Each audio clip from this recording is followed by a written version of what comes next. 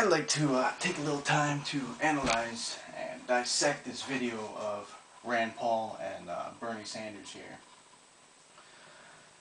And, it's a debate about healthcare, whether healthcare is right. And let's take a listen on what Rand Paul's got to say. Right.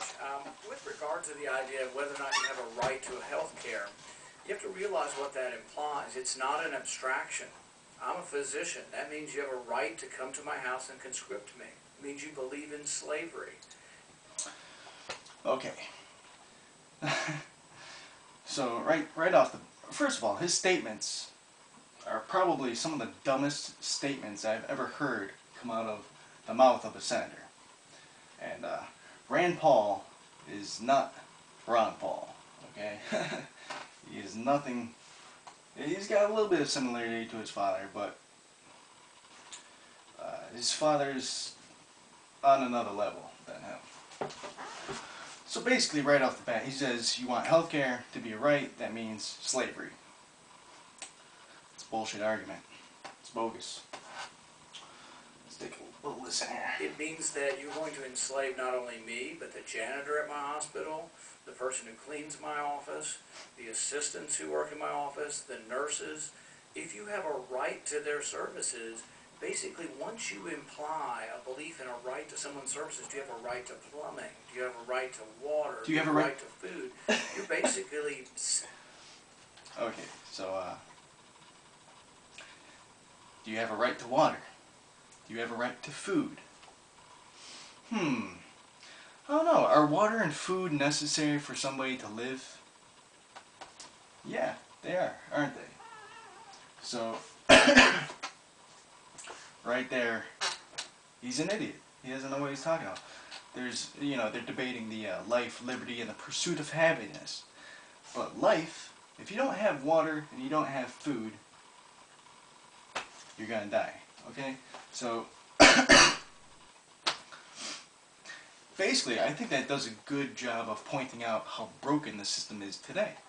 That we charge people for water, all those bottled waters, and we charge people for food. Maybe those things shouldn't be around. Let's take some more listening. Saying that you believe in slavery. You're saying you believe in taking and extracting from another person. Our founding documents were very clear about this. You have a right to pursue happiness, but there's no guarantee of physical comfort. There's no guarantee. You have the right to pursue it, but there's no guarantee, Man. Alright, let's talk about the slavery issue for a second. Because, he says that healthcare will create slavery. First of all, if you believe that premise, you go off the assumption that you are not currently a slave, that you are a free person now. And he says this will make you a slave. And it's actually the exact opposite. People today are slaves. And they're slaves because of economic slavery. This whole system that they have set up, it's got everybody being a slave. From the use of telling people that they have to use their currency, which, in fact, is participating in a religion. It's a faith-based operation that they got going. It's a religion, the Federal Reserve. It really is. But the real slavery of today is economic slavery. Okay, these healthcare insurance companies charge these outlandish prices for whatever their services are. And those prices are nowhere near what reality should be. They're jacked up because of insurance companies. And when you can't pay these crazy prices, then they take your property, they take your house, they take whatever they can take from you. And when you have nothing, that's how slaves are generated. Because you always have to, strive to maintain your life, And under this current system, everybody is a slave. Everybody is an economic slave because if you give the banks 0% interest, and there's X amount of dollars in circulation, and then you loan it out to the people at X amount of dollars plus an interest, and the interest never exists, then by default, whoever's printing the money, whoever gets the money first, enslaves everybody else just by the use of interest. It's always, it's always the horse chasing the carrot stick.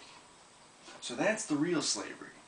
People today, all of the nurses and the doctors are slaves today because they're being told, do this, do that for X amount of money, and they're not giving the people the treatment that they want to give them. No, they're having to do these battles between them and the insurance companies. Concrete items. In order to give something concrete or someone's surface, you got to take it from someone. So there's an implied threat of force. If I'm a physician in your community and you say you have a right to health care, do you have a right to beat down my door with the police, escort me away, and force me to take care of you? That's ultimately what the right to free health care. Okay, so Rand Paul, off the chain again.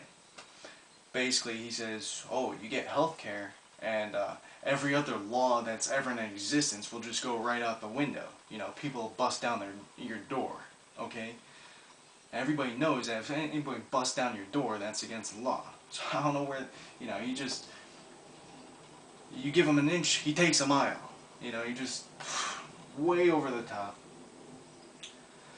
But I will say this, I could see the scenario that he just suggested of people busting it down your door. I could see that scenario happening under the current situation where somebody is not given access to the health care that they need and cannot just go into a hospital and get the treatment that they need. And I could see somebody going up to a doctor's house, a physician's house or something with a handgun, a shotgun or something, bust down their door and demand that they treat them because they can't just go to a normal, because they can't pay the, whatever the price is, the exorbitant amount. I could see that scenario playing out under the current system. Would be, if you believe in a right to health care, you're believing in basically the use of force to conscript someone to do your bidding. Now, just because it's a noble thing to believe that we are obligated as Christians, we are obligated through the Hippocratic Oath, we have always done this. Since the beginning of modern medicine, we have always provided 100% access. I do it in exchange for privileges. I do it because I believe in the Hippocratic Oath, but my hospital also says to me, you can only operate in this hospital if you agree to see everyone coming through the emergency room. I always have. We have always treated. We have always had 100% access through our emergency room. Those were for emergencies. They're not the best place for primary care. We all agree with that. But we've always had 100% free access. I think it's fair to say that Senator Paul. Yeah, I don't agree with Rand Paul one bit on healthcare. They'll make the argument that healthcare is 1/6 of the economy or something like that, and that it needs to stay how it is. And it's a disaster. 1/6 of the economy, that's a disastrous number. It should be maybe like 1/200th of what the economy is. The way I see healthcare, if you're sick, you should go into the hospital, get the best treatment available, and get on with your life. We've made this whole system revolve around healthcare, when healthcare should be the minimum, the least amount, it should be the least thing that we worry about. So, Rand Paul, you're no Ron Paul, that's all I'll say.